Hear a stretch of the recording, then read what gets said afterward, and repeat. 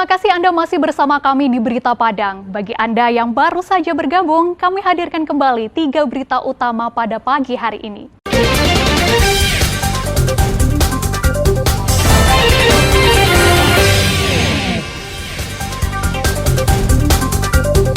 Agus Suwardi, tersangka kasus korupsi dana hibah KONI Kota Padang, menyeret nama Ketua PSP periode 2018 saat diperiksa Kejaksaan Selasa siang. Selain songket, si Lungkang juga punya tas yang ditenun dari rotan.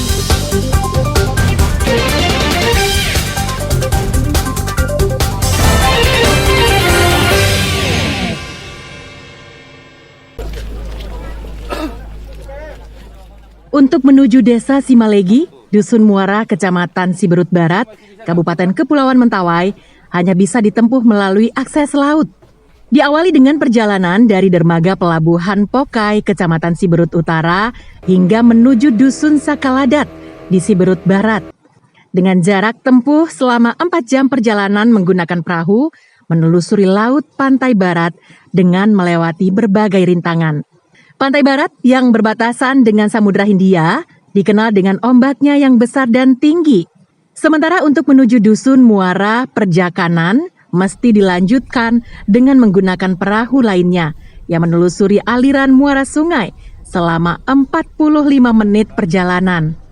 Setelah melalui perjalanan panjang dan medan berat, lebih kurang 5 jam, barulah tiba di Desa Simalegi, Dusun Muara, Kecamatan Siberut Barat.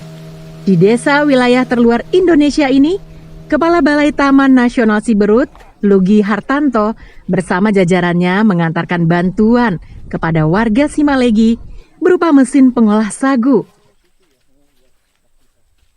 Simalegi ini kan salah satu desa di dalam kawasan Taman Nasional.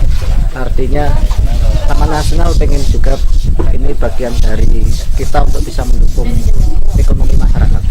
Artinya kalau mereka bisa mengolah itu dengan baik, bagian dari ketahanan pangan juga. Ini kita bantuan ada 2 desa di Simalegi sama Simatawu. Di seksi 1 ada bantuan juga kaitan dengan lebah madu, budidaya lebah madu di desa Matokunan dan desa Saigi. Jadi ada 4 desa atau 4 kelompok yang kita lakukan bantuan pada tahun ini. Semenjak sekarang ini dibantu, jelas dari Taman Nasional kepada masyarakat, kami sangat berterima kasih Pak. Mudah-mudahan apa yang kami minta lagi bisa terrealisasi untuk masyarakat. Kali untuk makanan pokok yang jelas dulu Pak. Jadi untuk pemakaian sagu yang tradisional sekarang sudah jadi kalau untuk berikutnya mungkin itu minta dari Taman Nasional supaya bagaimana pengelolaan sagu itu yang paling bagus. Kalau di sini memang usulan satu kelompok, tapi di sini kami gunakan mesin sagu itu untuk seluruh masyarakat Simalegi. Kami ucapkan terima kasih banyak atas bantuannya dan sudah jelas bermanfaat bagi masyarakat kita. Sebelumnya Pak untuk pengolahan sagu udah ada juga di sini Pak? Belum ada, baru kali ini. Bantuan mesin pengolah sagu tersebut diberikan kepada kelompok masyarakat agar dapat meringankan pekerjaan mereka memenuhi kebutuhan pokok sehari-hari. Sebab selama ini, masyarakat Dusun Muara masih kesulitan dalam pengolahan sagu yang merupakan makanan pokok masyarakat suku Mentawai. Beni Eka Putra melaporkan dari Mentawai.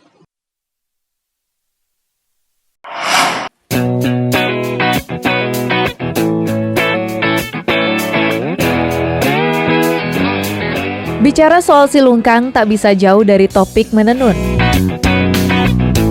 Maklum, sejak dulu kala, menenun adalah keahlian warga yang berdiam di daerah perbatasan Kota Sawalunto dan Kabupaten Solo ini. Songket si Lungkang dan kain sarung gapersil adalah bukti nyata tentang kepiawaian warga si Lungkang dalam hal menenun. Namun keahlian tersebut lambat laun sirna ditelan waktu, karena tak ada lagi generasi penerus yang berminat mempelajari cara menenun yang baik.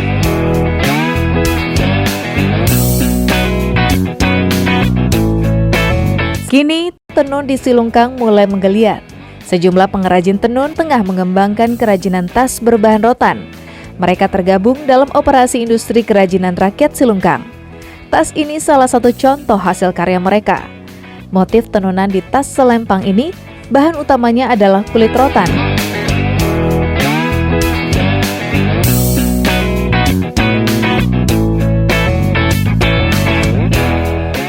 mendapatkan motif seperti ini, proses pembuatannya dengan cara ditenun menggunakan alat tenun bukan mesin. Kulit rotan pilihan yang sudah diiris sesuai kebutuhan, disusun dan ditenun dengan motif yang dikehendaki.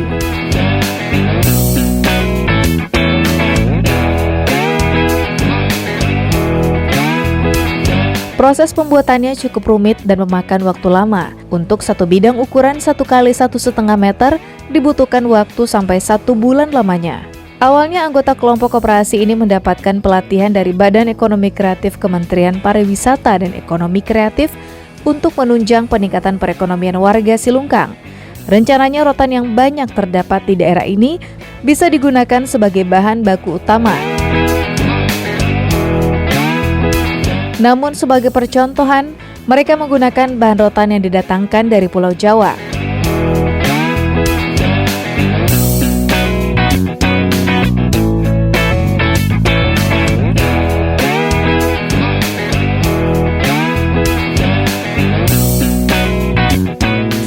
Ada desainer yang di-hire Backcraft, mereka mencoba untuk memakai bahan baku yang lain, salah satunya dari kulit rotan. Dengan harapan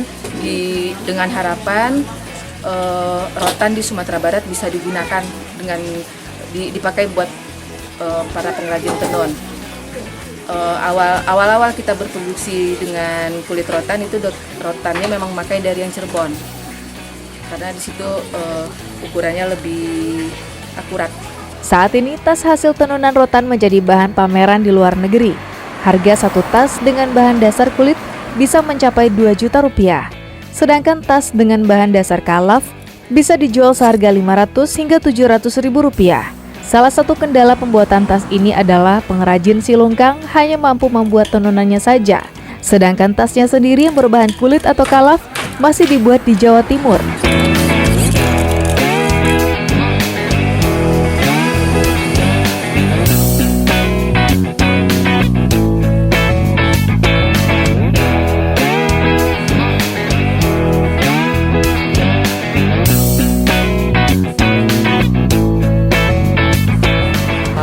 Pengganti benang emasnya diganti dengan rotan. Nah, itu benang untuk motifnya benang ketoron namanya.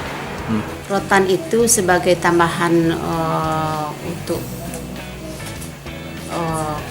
kain itu. Tergantung tas. Kalau yang normalnya satu lembar ya, satu bidang namanya kan. Satu bidang bisa bikin 3 tas. Itu dengan ukuran 30 x 50 lah tasnya. Kesulitannya waktu memasukin rotan itu susah. Soalnya ada serat-serat itu ada menyangkut di benang gitu kan. Selain membuat songket, para pengrajin tenun mempunyai inovasi baru, menenun kulit rotan untuk dijadikan tas. Hasil kerajinan ini pun bisa dijual dengan harga tinggi, karena keunikannya menampilkan kulit rotan yang ditenun. Arset Kusnadi melaporkan dari Silungkang, Sawalunto. Saudara, informasi tadi sekaligus menutup berita Padang pagi ini. Saya Fri Mariana beserta tim redaksi yang bertugas mengucapkan terima kasih dan sampai jumpa.